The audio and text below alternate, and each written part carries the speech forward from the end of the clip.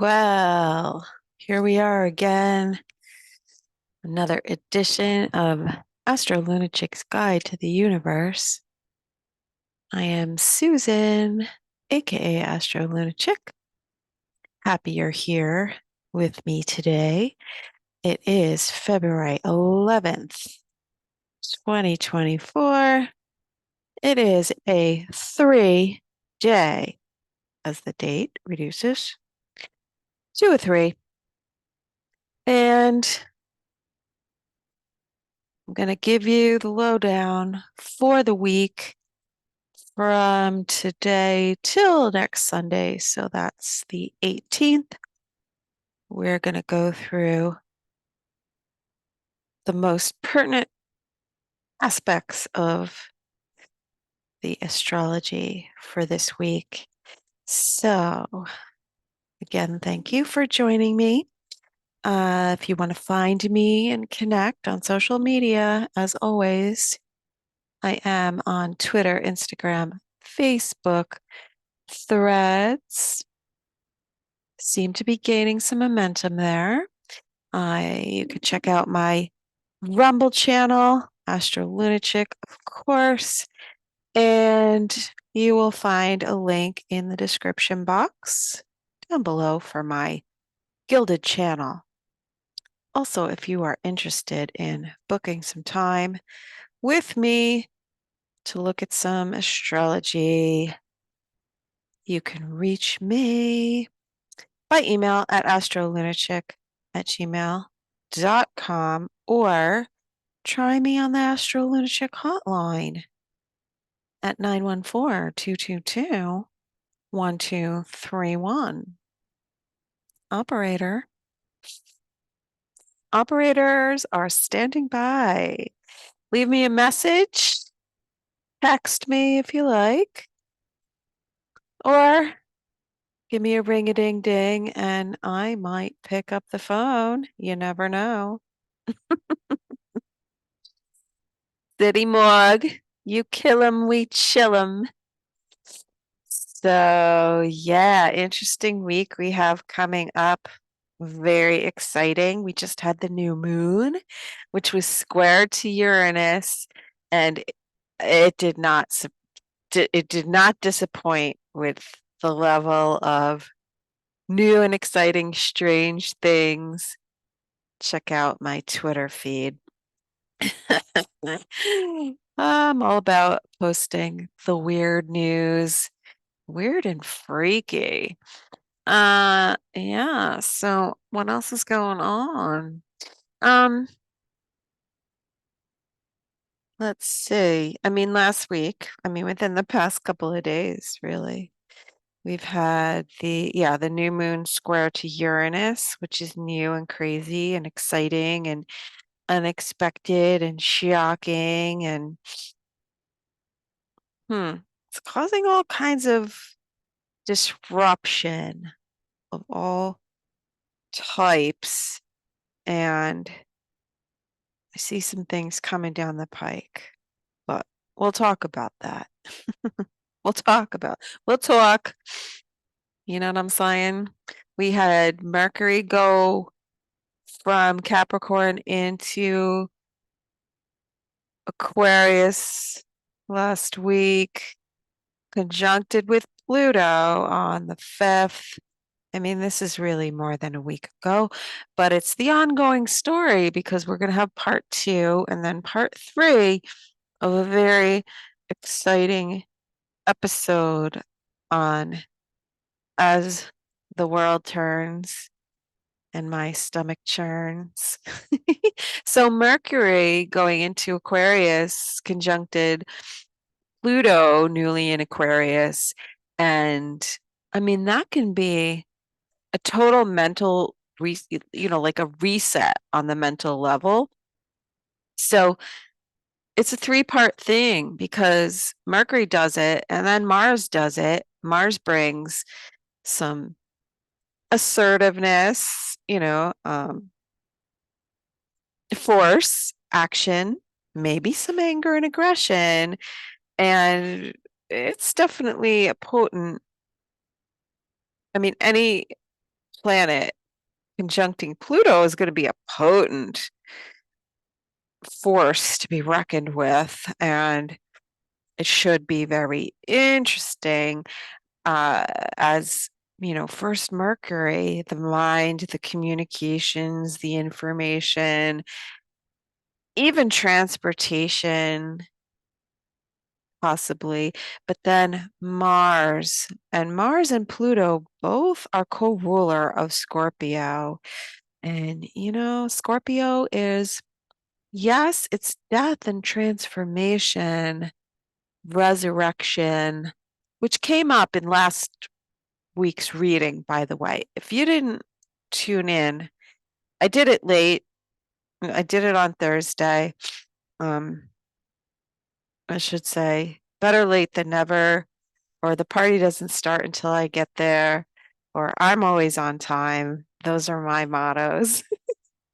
Those are my mantras. It's like, it didn't exist until I cast my eyes upon it, until I showed up and engaged. But whatever. No one cares. And that's also my motto, but that can backfire because then I'll complain that no one cares.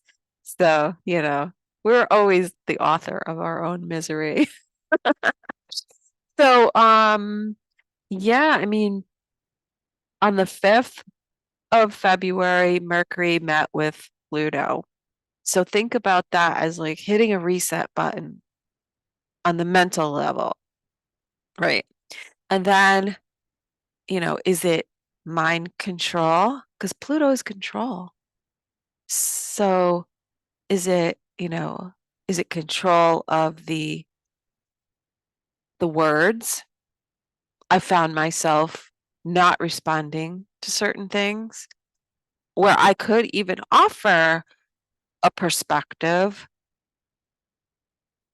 and it wasn't, I don't know. I just felt like I don't need to respond, or I don't want to respond, or I'm going to wait to respond.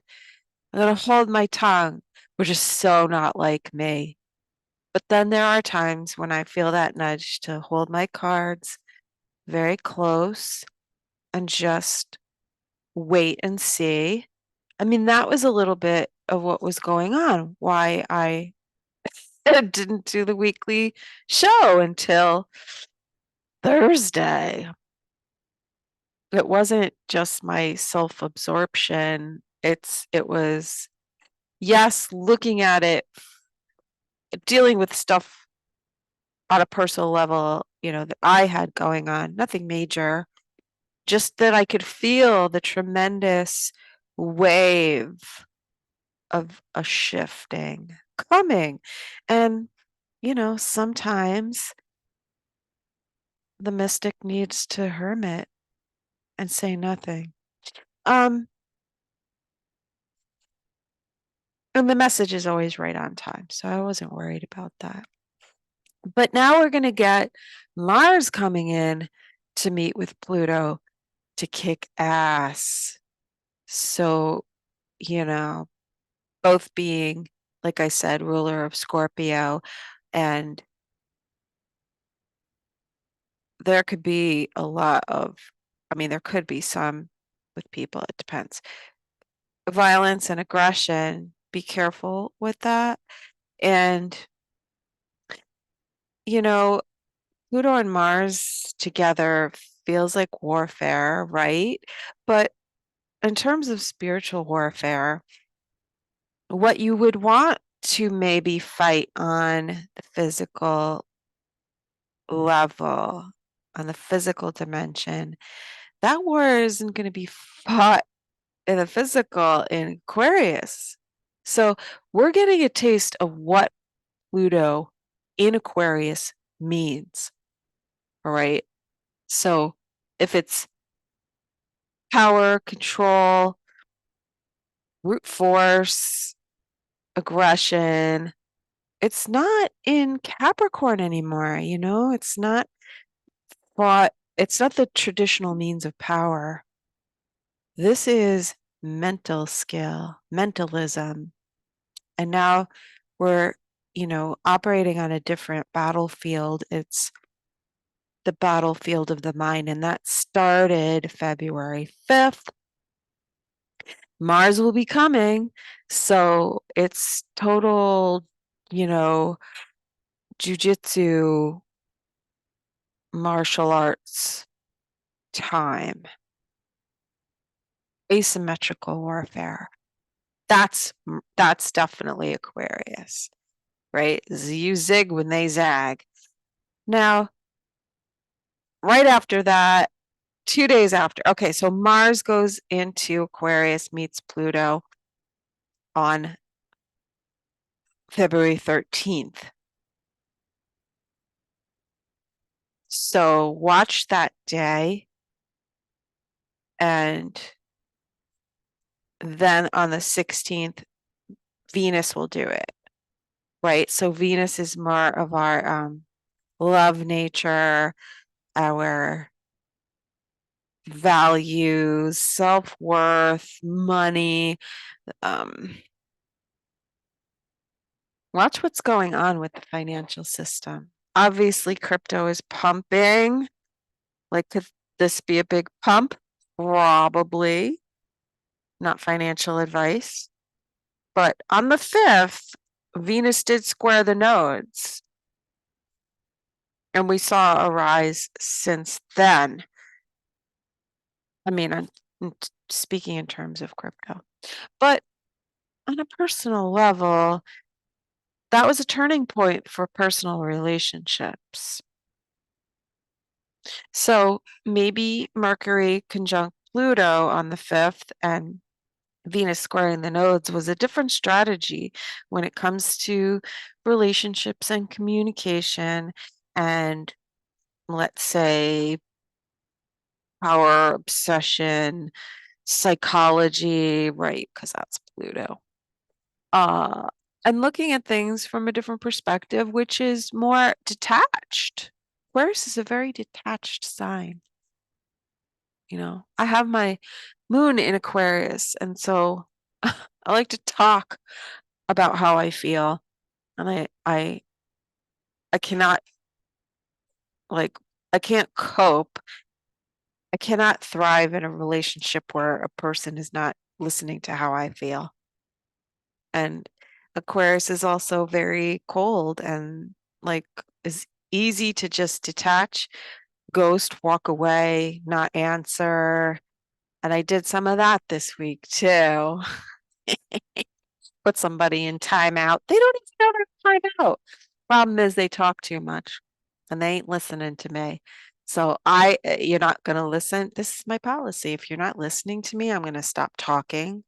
And then if you don't realize that I've stopped talking and you keep talking, the kind of person where you could put them on mute and they will go on for 5 or 10 minutes and not even realize they're on mute. I just can't with those people. Like, I'm just sorry. So I'm proud of myself. I reacted differently than I would have. I would have maybe pointed it out in the past or made some kind of passive aggressive, snarky remark, which I'm famous for. Like, I've perfected the art of that, like, sort of backhanded.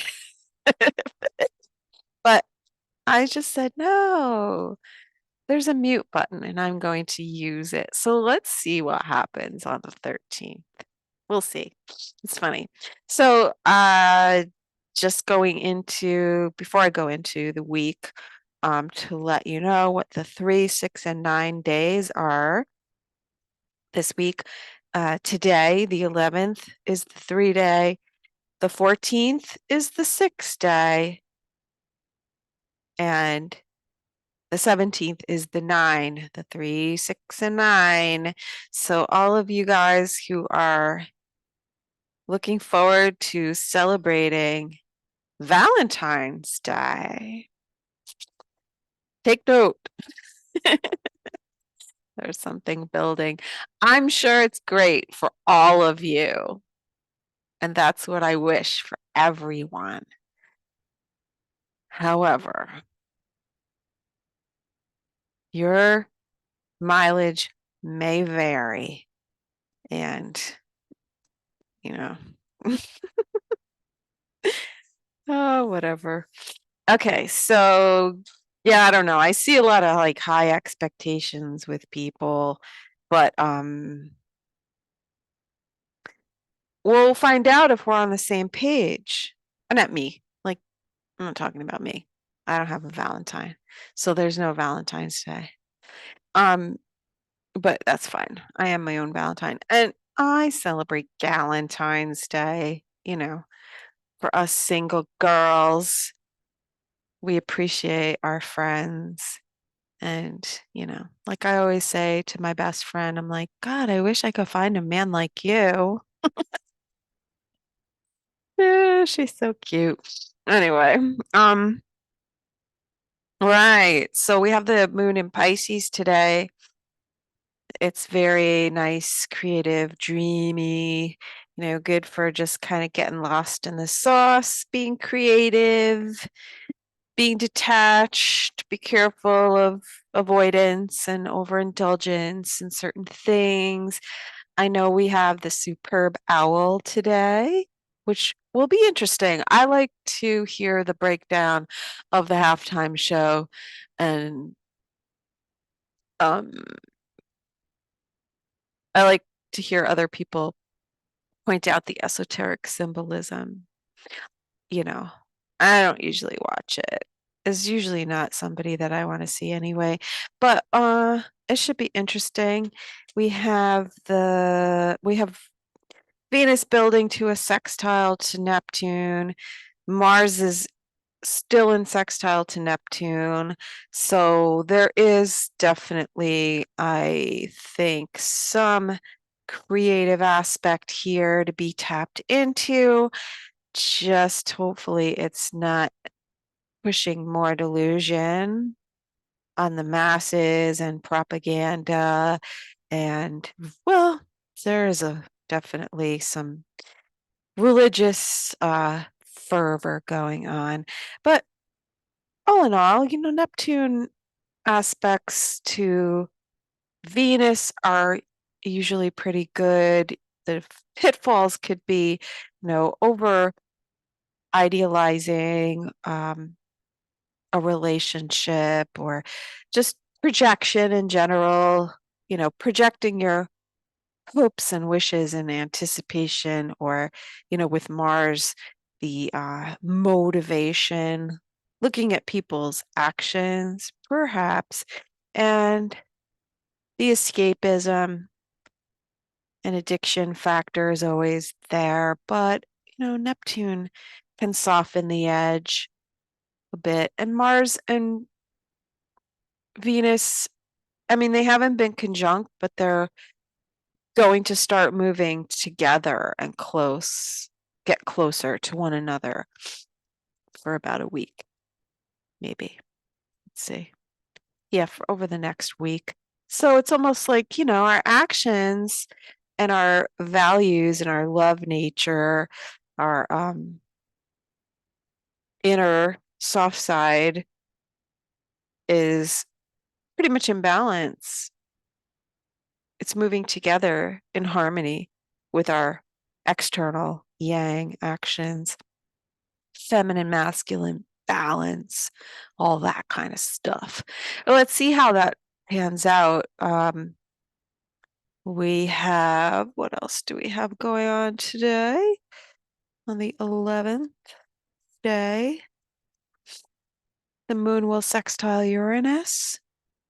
I mean, that's exciting. That's good for the gatherings, I'm sure, that will be happening today. Perhaps some new inspiration when it comes to Piscean creativity. Some of the asteroids I see going on are interesting. Yesterday, the moon was conjunct Dejanira, and today it's conjunct Nessus, and their stories are intertwined. Nessus is a centaur, and so the underlying theme here is revenge. So there's a lot of connotations of bitterness and poisoning, revenge, like I said, destructive nature, bad blood, family feuds over money, blood diseases, black magic for personal gain. Well, black magic is only for personal gain. That's the reason why it's black. Yeah, I mean, things having to do with blood, because so Nessus tricked Dejanira uh, into giving her spouse his blood-soaked shirt. So he was killed by a poison spear. He bled on the shirt, and he said, give this to your spouse. He'll never leave you, right? And he tricked her, and so her husband was the enemy of Nessus, and so he tricked her into killing his nemesis, and so Dejanira is, I guess the name literally means man destroyer. And there's a saying, the shirt of Nessus, wearing the shirt of Nessus. So it's kind of being poisoned by your own negativity and bitterness. And it's the victim complex. So interesting that the moon was on Dejanira yesterday and now it's on Nessus, and these two are asteroids that are linked with abuse. So what else do we have? Oh, the moon is in conjunct to the south node in Libra, and that can indicate that we need to, because Libra is ruled by Venus, we need to look at Venus in its sextile that it's moving towards with Neptune and see what we got going on there in terms of our relationships, and what are we not seeing? What are the blind spots? What are we projecting onto the other person? And let's see, also in Pisces, we have asteroid Asclepius. We have asteroid Bandersnatch. That's a good one. I like Bandersnatch. Now, you might know Bandersnatch from Black Mirror. It was a Black Mirror episode, which was about a video game, right? Where it was interactive, like virtual reality, kind of like, and create your own ending. And so the other reference to Bandersnatch is Lewis Carroll's poems, The Jabberwocky. And the Bandersnatch lived beyond the looking, or behind the looking glass, through the looking glass, right? So that indicates the veil of consciousness. And the Bandersnatch was, kind of like a boogeyman, a monster that lurked beyond the looking glass, right? So that is like our bringing our own fears and our boogeymen through from the subconscious or the unconscious, collective unconscious, right? Especially in Pisces, the moon conjunct Bandersnatch. Bandersnatch is our collective unconscious boogeyman coming through the looking glass. And the let's say, what else did I say? Oh, yeah. Okay, so Asclepius, the moon conjuncts Asclepius. Asclepius is healing, right? The rod of Asclepius is what you see, the caduceus. It's also associated with Hermes, but I think Hermes has one snake and Asclepius has two, or vice versa. But so we have something of healing going on that relates to the abuse cycle or blood feuds, blood magic, even. Interesting. And then I did notice that the asteroid Didymus is squaring to Asclepius from Sagittarius. And Didymus is about the twin because Didymus means twin, and it's associated with like doubting Thomas, Thomas the twin, Jesus twin. But the moon of Didymus is dimorphous, indicating existing in two states simultaneously. And when I started researching Didymus, we had the DART mission to the asteroid Didymus to try to move it off its orbit. And then I started seeing a lot of references to twin and also to dissociative identity disorder and repression, stuff like that, multiple personalities, all that kind of stuff. Now, interesting how that relates to where I'm where I'm at today in my research. I had a dream about an artichoke the other night. And now I love artichokes. They're one of my favorite vegetables, but I was sharing an artichoke with a friend of mine. And also in the dream was very interesting. It was like a posh dinner filled with a bunch of people that I know through the internet, like through social media. Some of whom have been on podcasts, who have podcasts, people that I'm aware of, but not really connected to them. And one person from the past that I haven't talked to in a while. Very weird. Like really weird. Like it's a man and he walked up to me and he was in a dress. Uh, And it's funny because I've dreamed about this person before, um, in a feminized state. So I wonder. It's interesting. Anyway, in this dream, I shared an artichoke appetizer with a friend of mine, and it made me really start thinking. And of course, what comes to mind first is Project Artichoke, which, if you don't know, eventually evolved into what we know as MK Ultra, and probably a lot of the people who are listening to me know what that was all about. Um, and so how does that relate to Didymus, right? Twinning,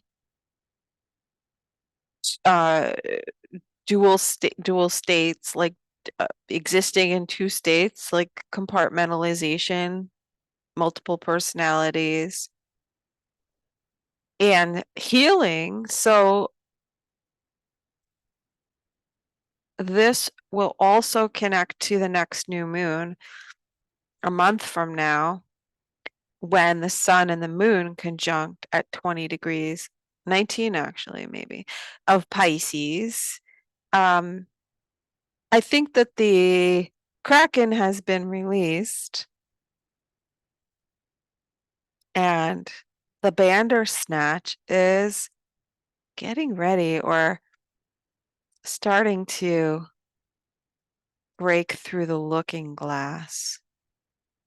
I mean, you really have you, what happens in and what the premise of Artichoke was to shatter the psyche and compartmentalize it and then, place information or build a personality in one compartment that was unaware of the other personalities.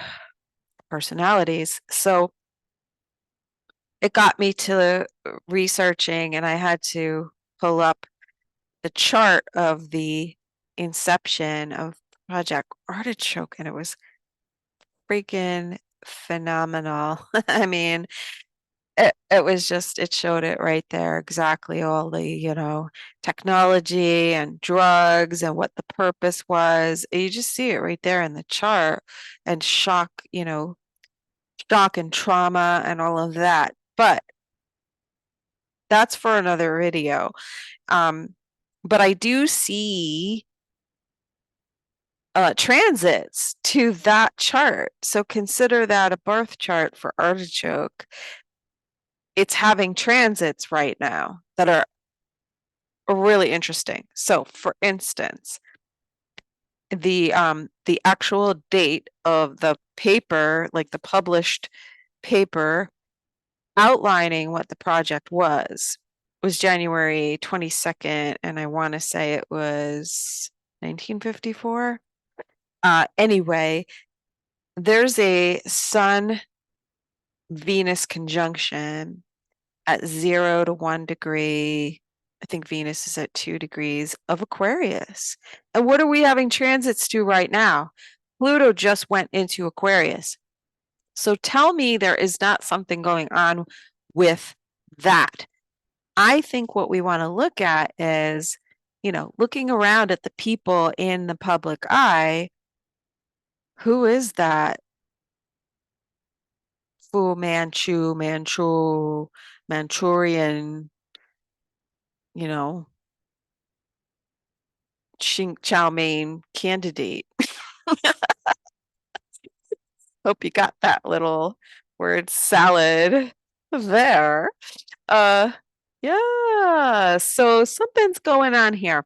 But I mean, we can't underestimate the fact that there are people in the public eye right now that have been shattered and compartmentalized and are acting out of their mandate, shall we say. And it does have to do with this artichoke. So I'm going to contact my friend who that I had the dream about. She's supposed to be coming on my show anyway. I'm going to be interviewing her, and she will know exactly what I'm talking about when I tell her we shared an artichoke. I can't wait. But very interesting how the chart for January 22nd, I think 54, like I said, the transits, right? And as we had Pluto, and then we had Mercury, Pluto.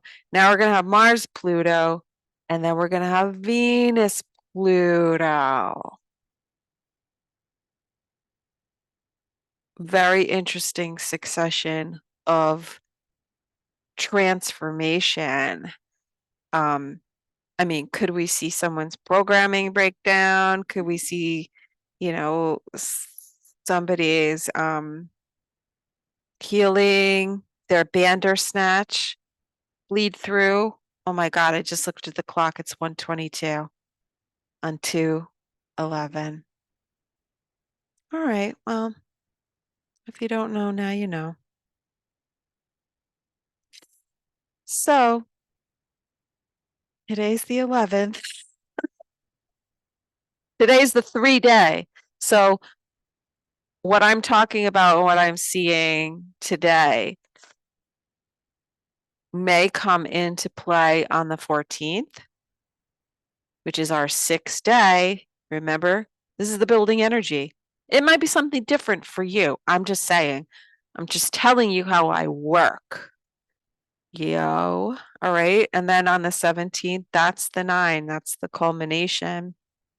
So let's see what goes on. Right. So I'm going to share my screen. Sorry. Oh, I apologize. The last video, I thought I was sharing my screen, but never got to sharing the chart. Sorry about that. Um, here we go. Here we go. All right, today, the 11th, we have the waxing moon. So remember now, today is the first crescent, the first visible crescent, if you're not, in the Northeast and it's cloudy. If you could see it, it would be the first visible crescent. So this is where we start to build, take action, observe, but we're still in a very nascent creative space and still very sensitive and vulnerable. So watch the watch how much you drink today, because we're very, moon in Pisces is very what do you call it? It absorbs a lot. So be careful what you're absorbing today, and check out what happens. Maybe, let's see. Oh, this isn't right. What am I doing? That's not the one I want. Cork soaker. All right. So the moon for me right now is on Asclepius and square to Didymus. So getting into the collective unconscious and the individual subconscious to heal the twin, the duality, and where the individual has been fractured and existing in two states, because we want congruence. We don't want to be saying one thing and doing another. We don't want to be, we want to have our actions aligned with our words and who we are. We want to be in integrity, and we want to integrate. Integrity, integrate. So in a few hours, moon will be conjunct Bandersnatch at 21. Perhaps we will be going beyond the looking glass. I mean, it's not a bad time if you're going to do a little shamanic journeying, even a little microdose, that sort of thing. Not recommending that for everyone, but if that's what you do and your psyche can handle it, because what's going to come up is your twin and your Bandersnatch, your boogeyman. So be ready to face that for yourself. And overnight, the moon will conjunct Borsisi, which is a lot of religious delusion and lies. And I've talked about Borsisi before, so I won't go into it. You can look it up. Look up Kurt Vonnegut and Volkoganism. I think it's called the religion in that story. Is it Cat's Cradle or Childhood's End? I think it's Cat's Cradle. I don't remember, but if you know, you know. Going forward into the 12th, moon will be in Pisces for the early part of the day, depending on where you are. It'll start out in Pisces and then move into Aries, and it'll make a sextile to Pluto. So I think the individual power and wanting to take control, focus definitely on the self and probably a continuation of whatever we detached from when Mercury was there. If there was a reset, a mental reset, or staying quiet about something, it's more about, working on or focusing on this self and working towards the healing. The moon is moving towards Chiron in the North Node in Aries. So it's about healing the individual. Depending on the aspects to your chart, it may be difficult, it may be bringing up some difficult things. There could be people feeling very slighted and offended.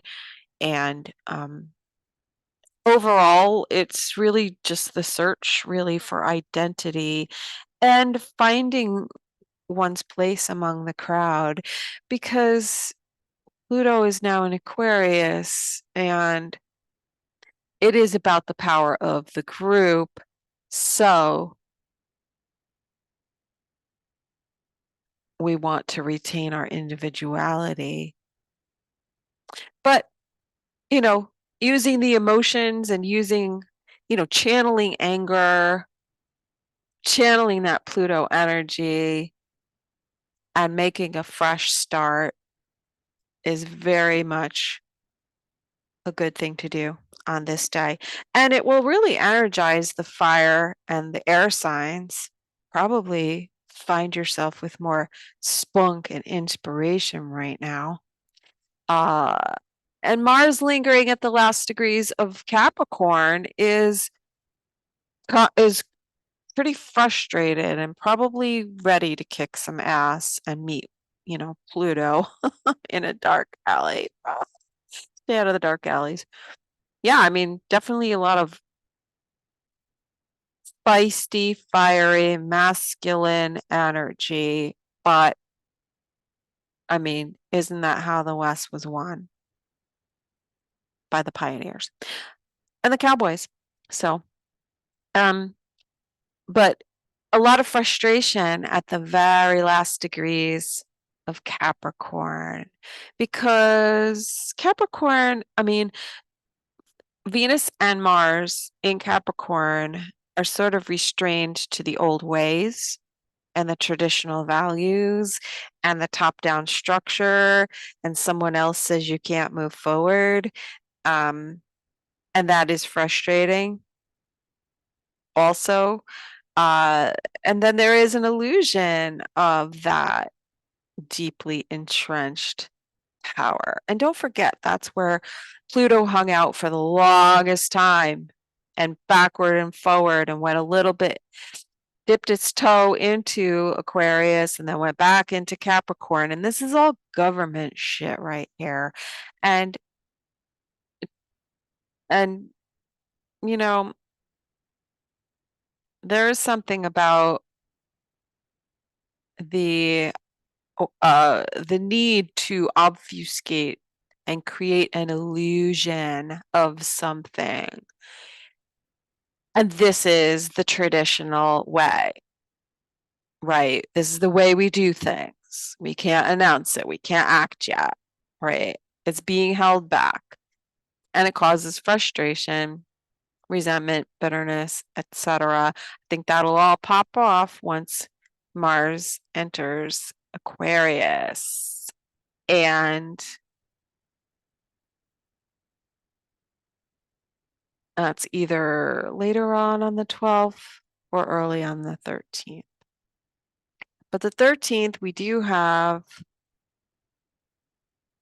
the moon conjunct Chiron and the North Node. The North Node is our destiny.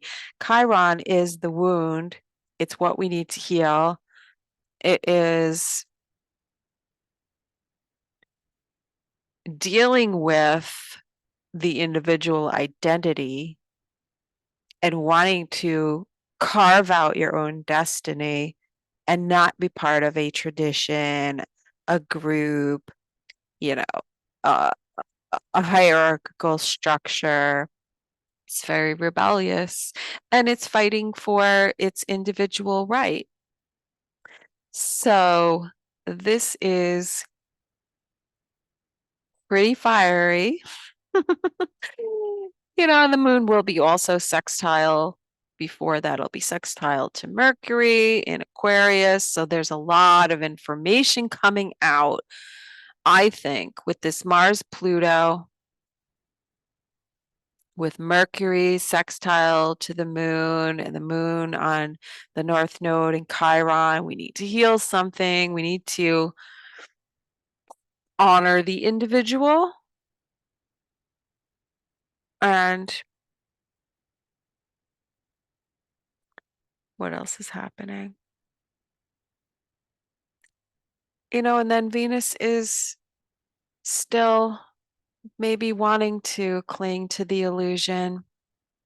So I wouldn't be surprised if you see news that someone has passed, and it could possibly be through violent action, sudden, selfish,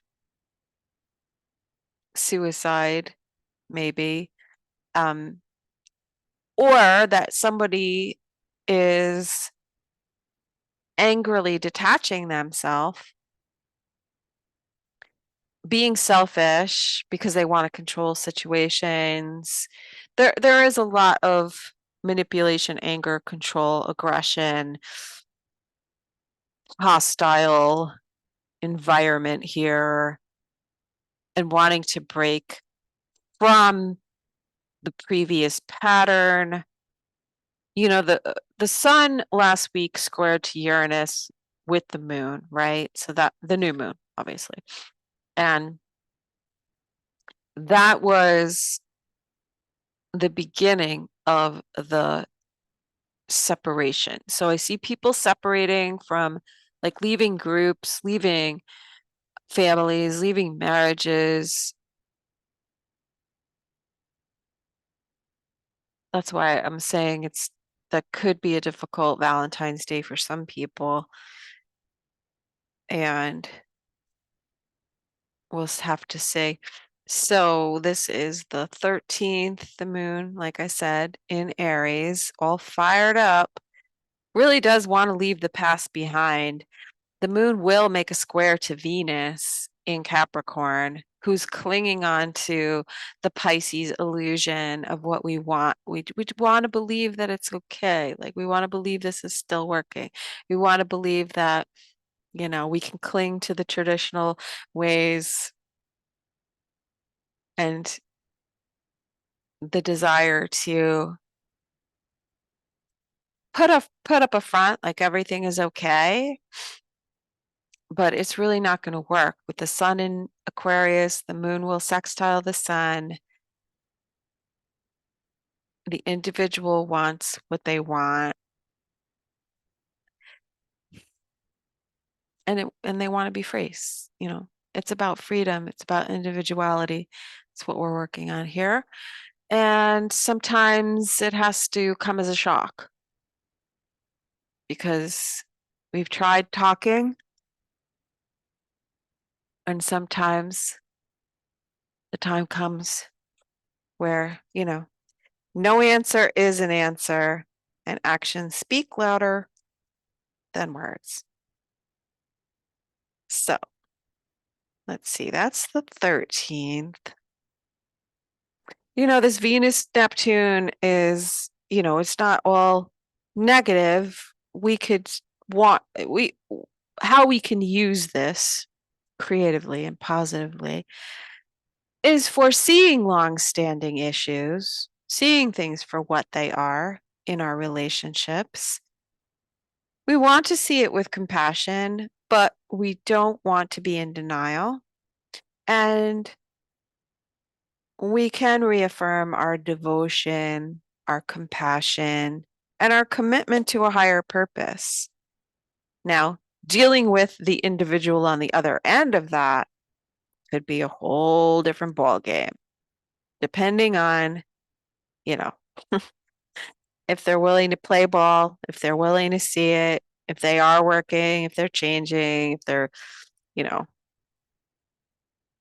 if they are taking responsibility and being accountable for how they're acting.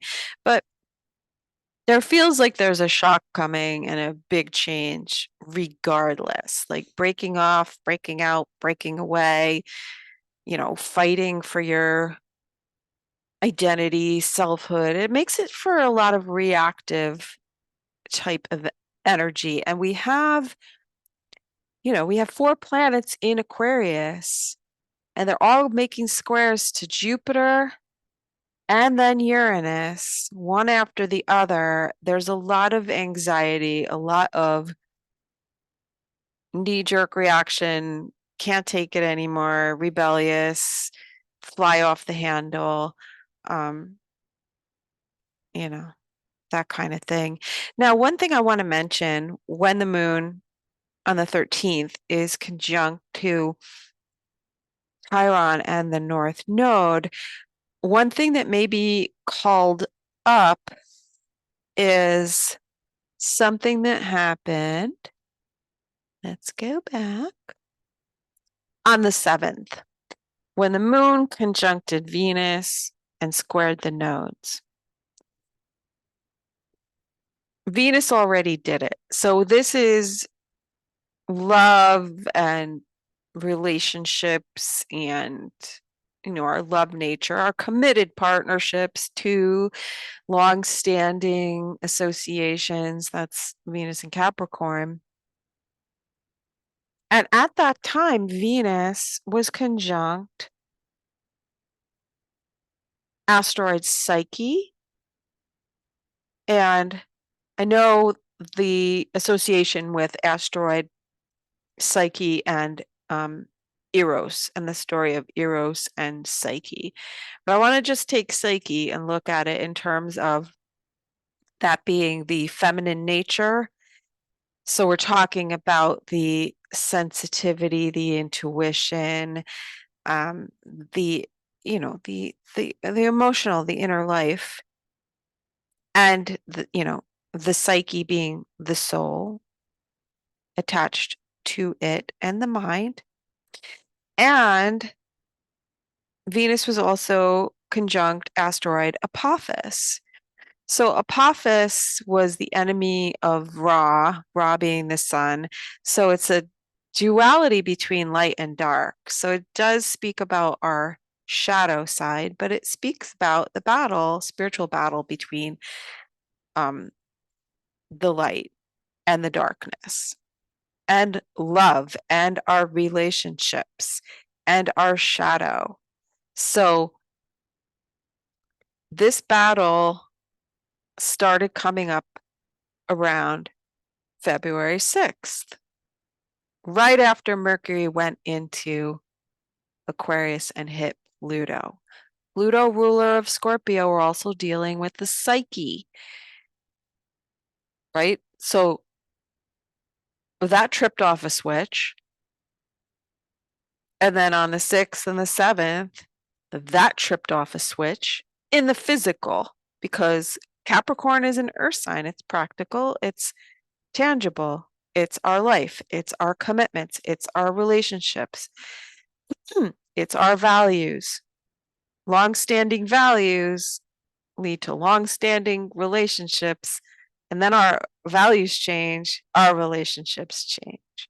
So there's a change happening here. First, it's got to split the psyche or break through the veil and show you where the psyche is split. And maybe your Bandersnatch is your worst nightmare, and it shows up through your person, through a person, or like, oh my God, this is what I thought I had gotten away from it, and now it's been right here under my nose the whole time, acting like it was something else. Holy crap. Or maybe it's, something you're seeing in yourself. It's not always externalized, although I feel like it needs to be in some way. So we're either dealing with our actions or seeing it in someone else. But I wanted to point that out because I feel like those dates are relating to one another. They're linked somehow. So if those are important to you, make note. All right, let's go back to, all right, the 13th, we talked about that. The 14th, happy Valentine's Day. This is our 6th day. So if you're observing a pattern or a situation or a dynamic and it's been building, it will be pretty obvious on this day. And if you have a great relationship, you could talk to the person that you're with and say, I observed this. Let's address it. Let's talk about it. And I think that if you want to do that, it's not a bad idea. With Mercury in Aquarius, Mercury, the mind can take a more detached view and be able to come up with a solution that benefits the individual. Mercury sextile the North Node and Chiron and works towards healing, specifically the masculine, because the ruler of Aries, Mars, has just hit Pluto. And, maybe there has been a shock and a disassociation and a withdrawing. And maybe the person isn't even realizing it. But we'll see. Mercury is trine to the South Node, making it easier to release. It's pushing us to release, and it's easier to do that when you can take a more detached, long-term perspective, or maybe there's a friend that comes in and points something out. Or maybe someone says, I really need more time to myself. Anyway, the moon in Taurus is pretty slow moving over the next few days. I feel like if someone's dug their heels in, the moon is square to Mars and Pluto from Taurus to Aquarius. This looks like ghosting. I'm sorry. It'll happen to somebody. Mm,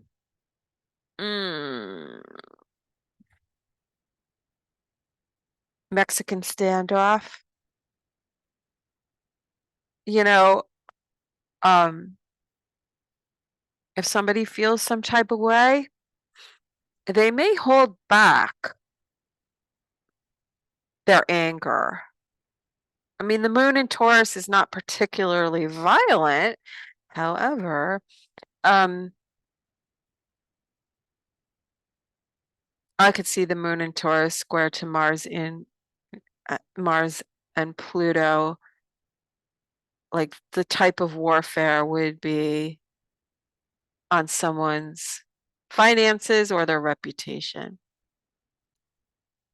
or like publicly blocking people. Anyway,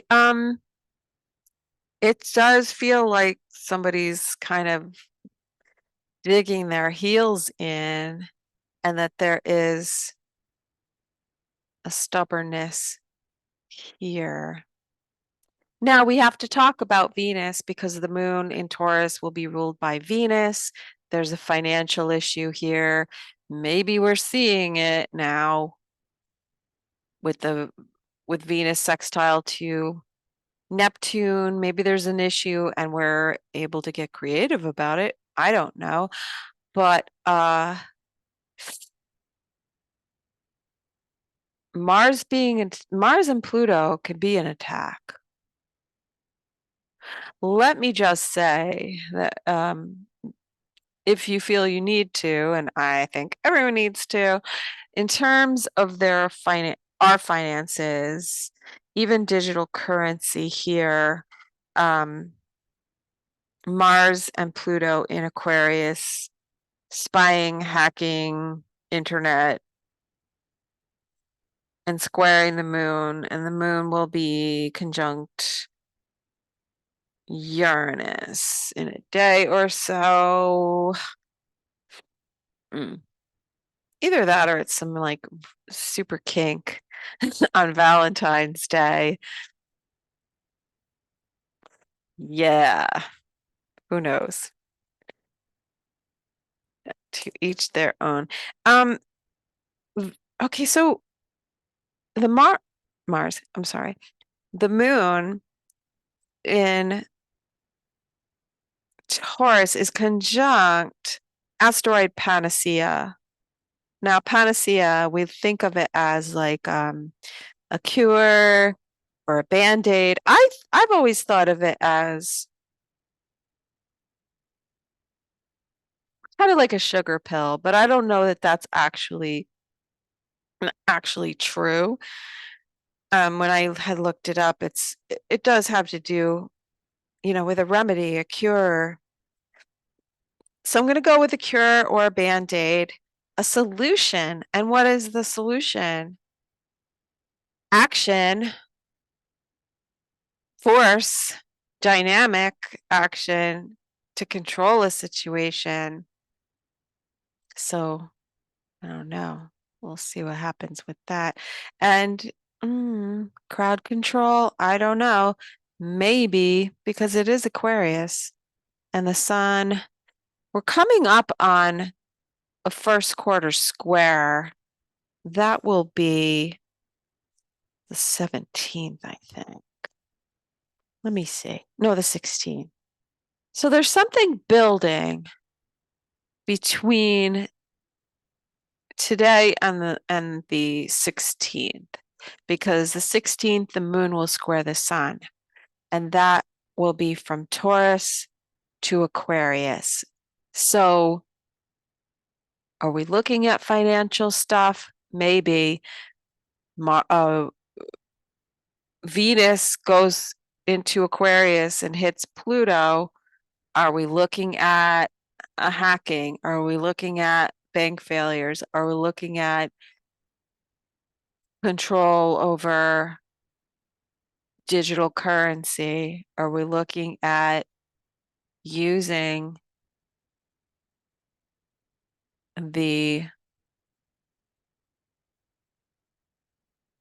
digital currency to control the masses? What are we looking at here?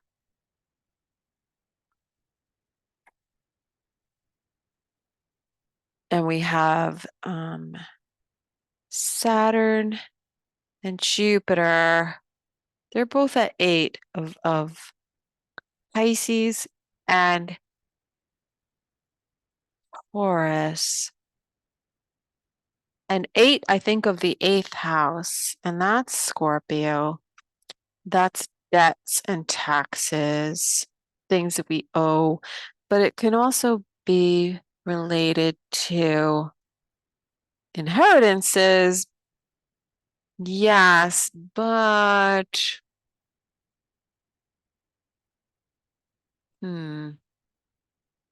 going after what other people own. I don't know. Gonna have to really think about this more. So we'll see. Pay attention. Those days are important. The 14th.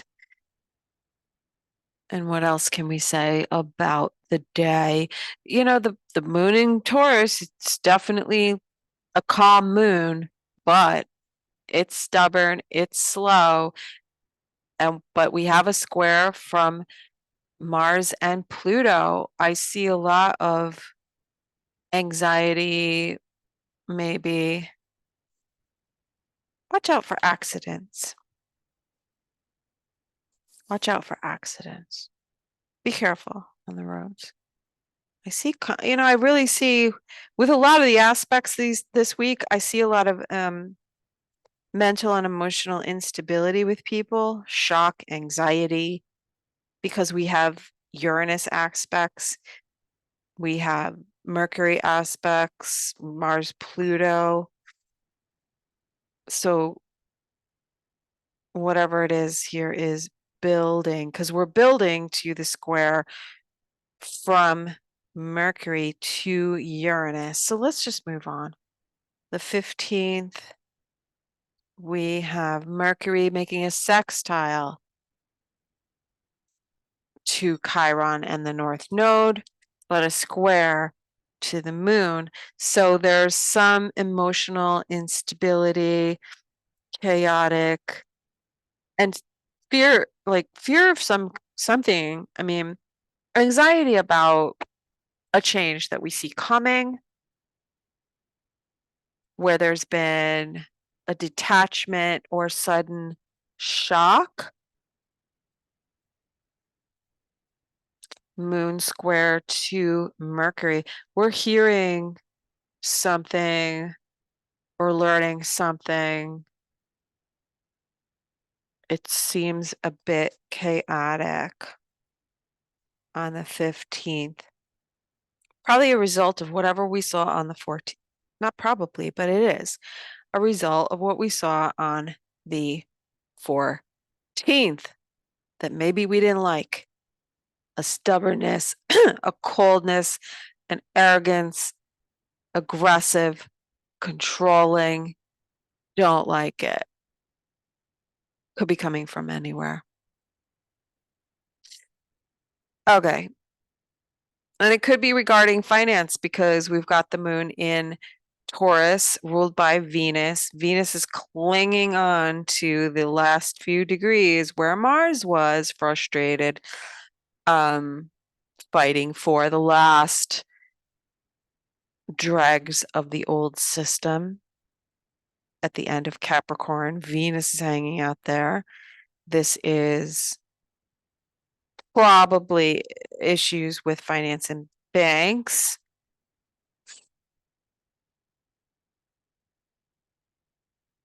Because the moon square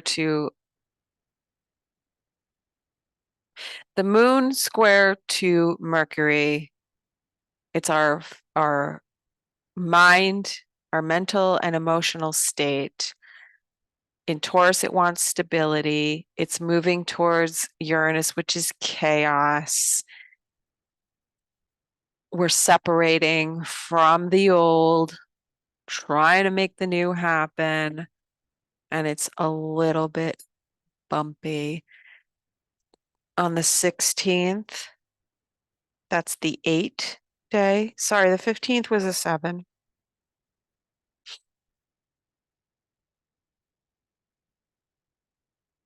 The moon is square to the sun. So it's an internal crisis because that's the first quarter square. The waxing square is what we feel internally, whether it's our conscience or feeling like, getting a heads up that we have to do something, that we have to take some kind of action. We're being urged to do it, or we could be doing it. The crisis will come at the last quarter square if we haven't done it, because we should be acting with the opening square, completing something at the full moon, and then finishing it up with the last quarter square. Those are our phases. So there's a shaking up, and I mean, this all could be technology related. Pluto going into Aquarius, I saw all kinds of tech news. Neuralink, right? Mars, Pluto could be some kind of new weapon. Venus is in Aquarius. It enters Aquarius on the 16th. This is we're going to get some really interesting news, right? We've got Mercury square to Uranus. It's like tech news, crypto, digital, blah, blah, blah. Venus, Pluto, definitely digital currency. I'm going to say it is like the next level of that. or next phase of that. Probably if it's, also with social media, they've been trying to bundle everything together, right? I mean, didn't they have didn't X partner like with MSG or something like that? They're trying to bring it all in under X. So video calling, I don't know, using, having their own crypto on X. It's going to be something like that. It's another move towards where we're going as a digital society for sure. And so on the 16th, we start with the moon in Taurus. We're getting some pretty interesting news. There can be a change when it comes to leadership, how people feel about leadership, somebody stepping down, somebody dying. I mean, Mars, Pluto, I could see a masculine figure dying, and then Venus, Pluto, a female. So we'll have to wait and see what happens with that, because there's, you know, things leave and before something new comes in. And usually we see people passing when there's major events happening and different, phases of the progression of this new type of society that we're moving towards. And we'll just have to wait and see what happens. I don't know. But then the moon does go into Gemini and makes a trine to Pluto and Venus. So I think we could be hearing sudden news. The moon in Gemini, ruled by Mercury. Mercury is square to Uranus. Sudden separation, divorce, death, stepping down from a leadership position, likely a female. First a male and then a female. I could see that. And there is a sense of needing to conform to law and set boundaries in a legal sense and take responsibility and accountability, and going back to some sense of the rule of law and what people feel is fair. And we don't really see that, but I do see some hints that we're moving in that direction. Now, Mars and Venus are going to square to Jupiter. I think that whatever's going on the 16th, it's doing damage control because it knows what's coming when Mars and Venus square to Jupiter. I think that we're going to see more lawsuits, investigations, hearings, committees, charges, probably implications, people's secrets coming out. There's a shuffling going around. So this is what I expect. And one thing that I did notice on the 16th, where the sun is around 27, 28 degrees of Aquarius, it will conjunct Icarus, asteroid Icarus, and House. And however that plays out, Icarus is flying too close to the sun and getting burned. So it's, not respecting limits and boundaries and pushing things too far. So how that relates to house, somebody's house, the House of Representatives, in government, not respecting someone's boundaries in their home, maybe. I mean, this is a square here, and the moon would be around 26, 27 degrees when it squares to the sun, and that's algol. Tucker Carlson's sun is at 26-ish of Taurus, and that's, yeah, I mean, sun algol, and it's like off with his head. This could be very interesting. I mean, I can't fire him. He's got his own thing going on. I wonder if this will involve him. Everyone's pissed at him for interviewing. Not everyone, but like people are pissed at him. I don't know. I wonder about, I have mentioned before that I wonder if, in order to control the flow of information on the internet, if there may be some new legislation regarding people who report the news and broadcasters licensing, like FCC. I mean, the internet is governed by the FCC, but don't we have a bunch of people reporting the news that are not being regulated? I just want more regulation.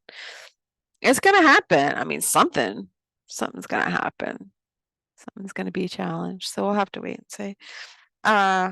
What else on the 16th? So Icarus flying too close to the sun and house sounds all very interesting. The moon making a trine to Pluto, death and transformation. Venus, money and finance, love, values, and arts and entertainment. Let's not forget that.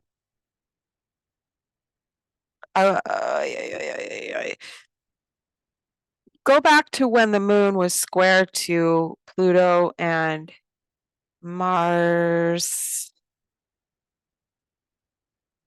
and let's factor in.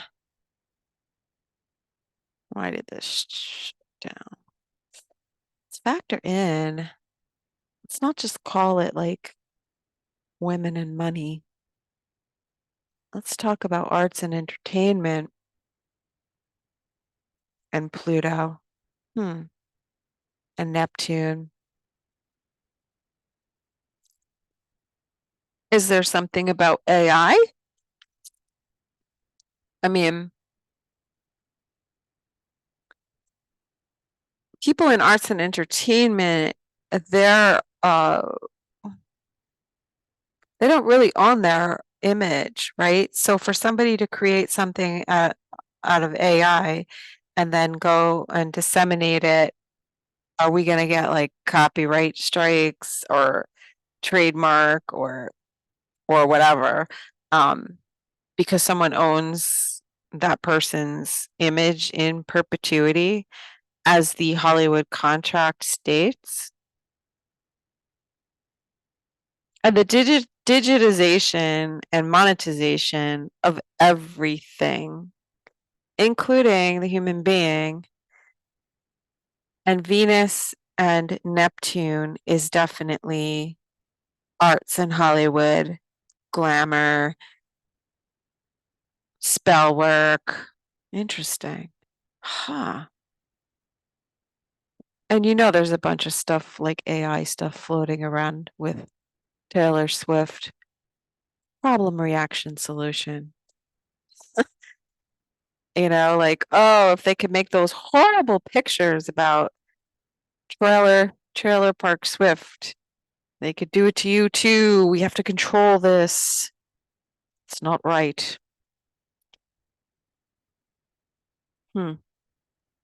Let's see. The moon, something, resources and value and money and creative products, creative works, creative images. Maybe there is something with AI going on. I'm just trying to think of like how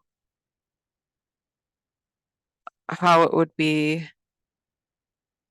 spun to control people and um, limit what can be produced creatively as far as content on the internet because it's coming.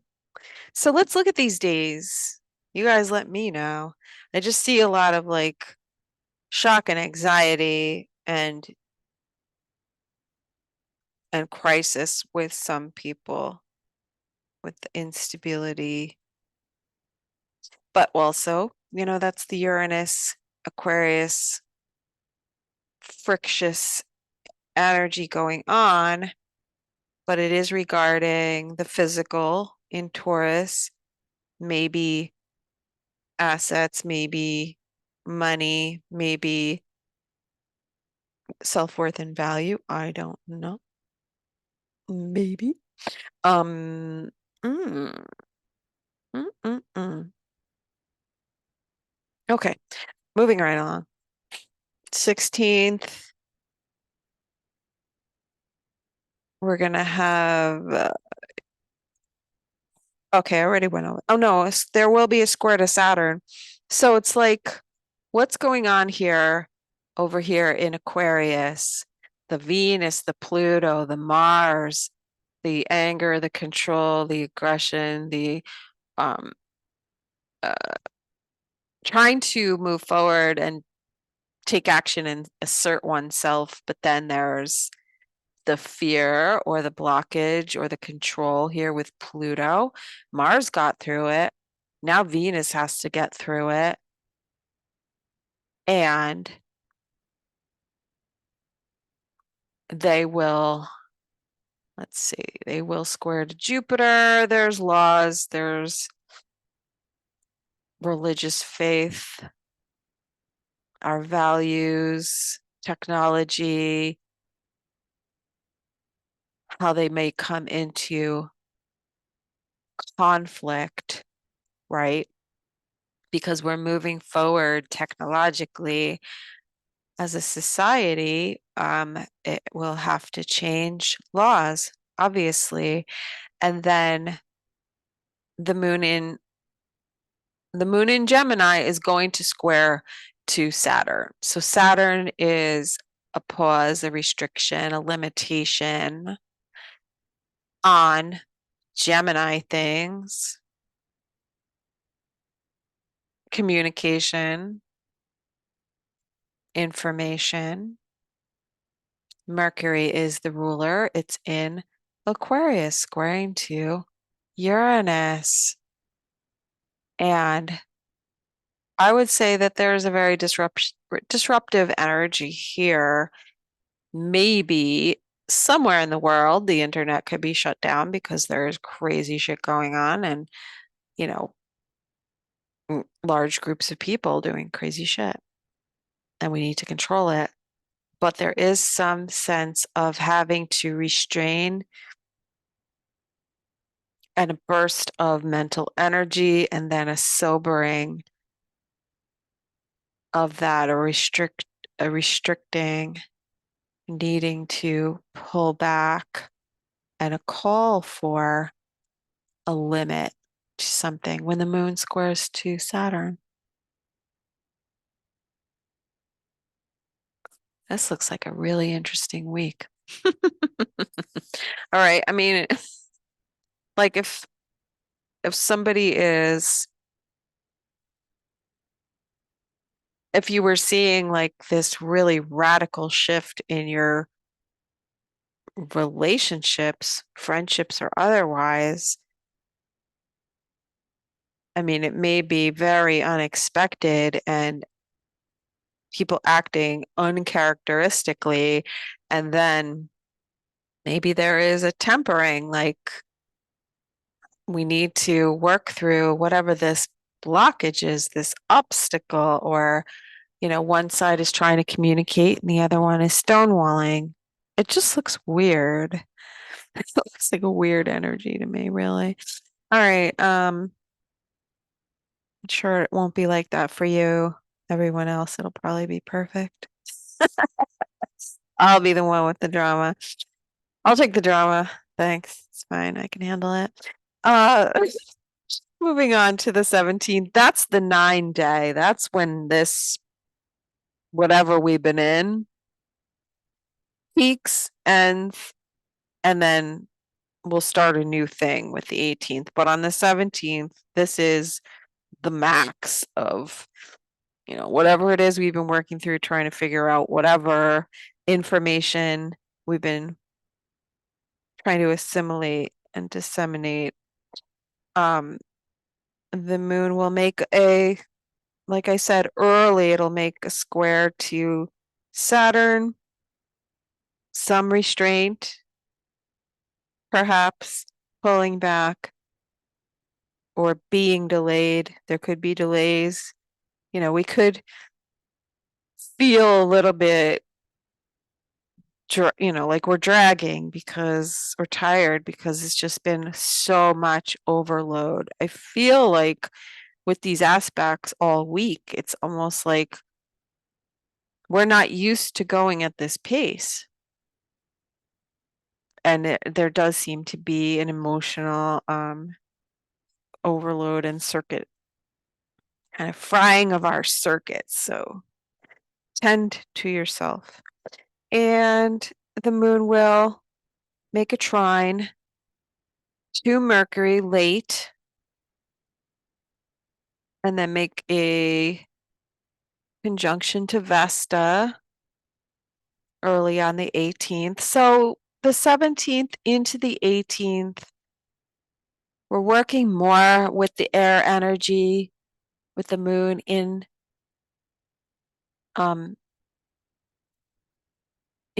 Gemini and making trine aspects to what we have here in Aquarius. I feel like we'll be able to get some information or things resolved more on the 18th. The picture will start to really come together and we'll know how to deal with it, what to do with it, how we feel about it. It's more the intellectualization of our feelings, and we're dealing with it collectively. So it feels like there is something pretty big that we're working towards healing, that we are trying to get to the bottom of collectively in terms of how it affects all of us, how we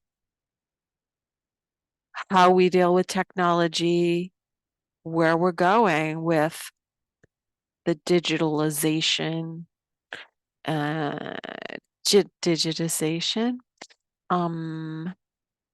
and how do we integrate, what is good for everyone in the collective and also the individual? How do we how do we honor the individual at the same time? And how do we keep that balance? And how do we do it in a new way? How do we adjust to this big change that's coming? And the resistance is there with Saturn in Pisces. There's a lot of fear and a lot of avoidance because, even though it's sextile to Jupiter, we see Jupiter's expanding. It's expanding this Taurus energy and the need for physical resources or to grow in terms of our resources to build the future with, and to be able to make that tangible. It's hard with Pisces, Saturn and Pisces, but it can be done. But it takes us facing our fear and understanding faith and what is our faith based on what are our spiritual beliefs? Do they hold water in the long run? So we're working on those things. So, yeah, on the 18th, we have the new cycle. The 18 is a 1. The moon is square to Neptune. So it's going to require us not to turn a blind eye and um, it, it's going to reveal more of what's been hidden with Neptune and Pisces. We will see more beyond the veil, what's the guy behind the man behind the curtain, Oz, right? And we're dealing with a lot of very deep collective issues. Neptune is the collective unconscious. Bandersnatch is rising up. Cthulhu is rising up from the depths. And we could have some UFO activity going on now that I think about it, because the phenomena does tend to amp up when there's a lot of fear and anxiety and friction and stress, mental and emotional stress bring up this phenomena. It goes hand in hand. I can tell you the most paranormal experiences that I had over the course of many years correlated with the most stressful times of my life. In fact, I kind of miss it. Like the dreams, the experiences, the crazy synchronicities and weirdness, and, you know, everything that I learned, everything that I experienced, but it came along with, the dark night of the soul stuff where you realize that, holy shit, I've been living in a cesspool all my life. You realize what whatever your family shit is, or you realize just the situation that you're in right now. It's like had been building up for such a long time, or you become aware of something you weren't aware of, and it sends you into a total spiral. But I mean, those are the times when I learned the most, I experienced the most. So I can attest to that fact that very stressful times will bring you close to God. It teaches you how to pray. It shows you the support and the divine intervention that is there in times of trouble. So it all goes hand in hand. And the aspects are really interesting this week. I mean, they were interesting this past week too. And, seeing and hearing things we never thought we would. Looks like they're, prepping the average person for the fact that Biden is going to be put out to pasture in whatever way they decide to do that. But I don't know. I kind of like it when we hear like all the weird stuff, like all the crazy stuff. I don't know. Life gets boring. Ay, ay, ay. All right. So there will be crazy things happening, but keep to your own. And, like I always tell you guys, it depends on your personal chart. If these crazy alignments are not making aspects to your planets, then you're maybe just going to observe it peripherally and it won't really affect you. So there's that. But know your chart, kind of know what planets and sort of around the degrees so that you know if you need to be prepared for some like big shocking thing. Or I don't want to say this is all crazy and bad, but there could be total reversal of fortunes and situations for better or for worse, you know? Um, Sometimes up, sometimes down, easy come, easy go. And, sometimes when the rug is ripped out from underneath our feet, it shows us where we were too comfortable and too attached. Sometimes you got to take a risk. Sometimes you have to buck tradition and be the maverick. So there's that. And yeah, I think change is good. I like change. I think since Pluto went into Aquarius, I've already seen things that are happening that are different. I'm very interested to see what Mars and Venus have to add to the mix. Those are personal planets. There are relational planets. They represent, active and passive, masculine and feminine, which will include men and women. It's not all men or all women, but we will see in the public eye some representation. Someone in the public who will embody this energy of Mars Pluto, Venus Pluto. And they aren't always pretty because it's Pluto. So, well, anyway, let it not be me. It's sextiling my Venus, so Mercury, Pluto, sextile my Venus. I'm very aware of that. I just think it was a mental reset. You change your mind about something, you stop participating in the shitty old patterns, or you can stop thinking or ruminating or working on whatever it was that you were working on for such a long time. That's the slow Capricorn energy. And then boom, it goes into Aquarius and boom, all of a sudden, it's not an issue. Doesn't bother you. You don't even think about it, or you're onto something new. That's what it feels like to me. I'm interested to see how it plays out on social media and certain situations that I personally am watching. That's why I think there's going to be an announcement of a death or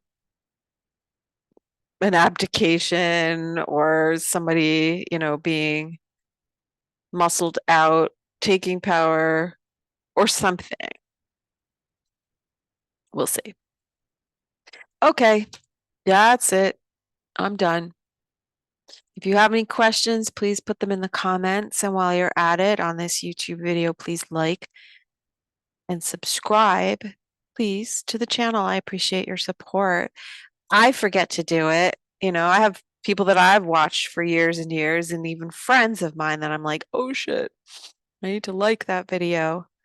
And, you know, it's not just about you and what you like, it's about the other person too. I like people's stuff that sometimes I don't get to watch the video, but I see that they put something out and I want to support them. I like it because I know how it feels on the other end when you're sitting there and you're like, wow, 90 views and only 2 likes. Did I get some new subscribers? It's not all about numbers. It truly doesn't matter, but it does at the same time.